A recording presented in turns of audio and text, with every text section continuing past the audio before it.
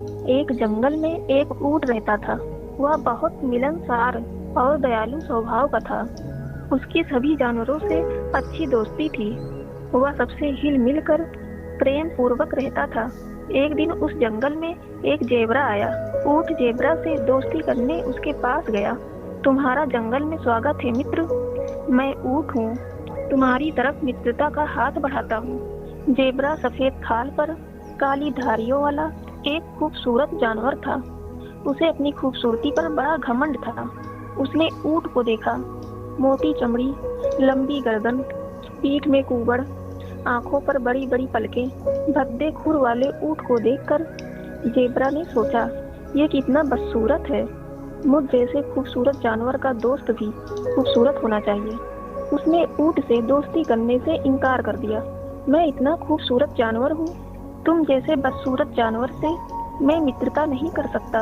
ऊंट को जेब्रा के व्यवहार पर बहुत दुख हुआ। वह चुपचाप चला गया। कुछ समय बीते और गर्मियों का मौसम आ गया। उस साल भीषण गर्मी पड़ी। नदी तालाबों का पानी सूखने लगा।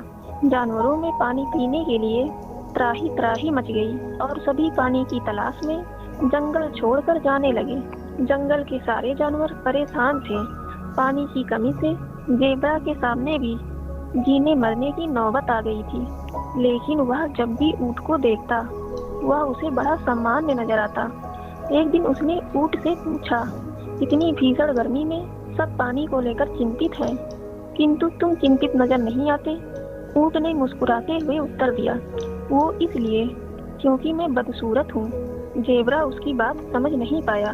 तब ऊंट ने कहा, मेरी पीठ पर ये कुबड़ देख रहे हो, दिखने में अजीब लगता है, लेकिन इसमें मैं पानी जमा करके रख सकता हूँ। इसके कारण मुझे कई कई दिनों तक पानी की कमी नहीं होती और मैं बड़े आराम से बिना पानी के लंबे समय तक रह सकता हूँ। मैं मरुधान को भी बड़ी आसानी से सूंघ कर खोज सकता हूँ। चलो तुम्हें वहाँ ले चलूँ, वहाँ तुम्हें प्यासा नहीं मरना पड़ेगा। जेब्रा ऊंट के साथ जाने लगा। कड़ी धूप थी। जेब्रा का हाल बेहाल होने लगा। तब ऊंट ने उसे अपने विशाल शरीर की ओट में चलने को कहा। जेब्रा को धूप से कुछ राहत मिली। दोनों आगे बढ़े तो एक रेतीला मरुस्थल पड़ा। वहां रेत की आंधियां चलने लगी। ऊंट ने बताया, अपनी बड़ी बड़ी पलकों के कारण मैं ऐसे रेतीले आंधी तूफानों को आसानी से झेल सकता हूँ। मेरी चमड़ी भी मोटी है, जो मुझे धूप और आंधी तूफानों से बचाती है। वे कुछ दूर आगे बढ़े तो गर्म रेत के कारण जेब्रा के पैर जलने लगे। ऊंट को बड़े आराम से गर्म तपती हुई रेत पर चलते हुए देखकर उसने पूछा, तुम गर्म रेत पर कैसे चल पा रहे हो?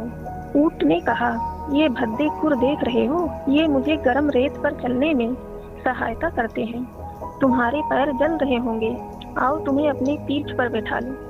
ऊंट ने जेब्रा को अपनी पीठ पर बैठा लिया और मरुधान की ओर चल पड़ा। वहां पहुंचकर ऊंट ने जेब्रा को पीठ से उतारा और कहा, ये जगह पानी से भरपूर है, तुम यहाँ आराम से रह सकते हो। जेब्रा ने मदद के लिए ऊंट का धन्यवाद किया और अपने व्यवहार पर माफी मांगते हुए कहा, मुझे माफ कर दो, मैंने तुम्हें बदसूरत समझकर तुमसे दोस्ती नहीं की थी। मुझे ये नहीं पता था कि जिन अंगों को मैं बदसूरत समझ रहा था, वे तुम्हारी शारीरिक विशेषता है और उसी की बदौलत तुम रेगिस्तान में बड़े आराम से रह पाते हो और रेगिस्तान का जहाज कहलाते हो। Guys, moral of the story क्या है? खूबसूरती और दिखावे पर ना जाइए। कई बार बदसूरत चीजें भी काम की हो सकती हैं। गाइस, आपको वीडियो कैसी लगी हमें कमेंट में जरूर बताइएगा। वीडियो अच्छी लगी तो लाइक से सब्सक्राइब कर नोटिफिकेशन बेल को ऑन कर दीजिएगा। Thank you so much for watching this video.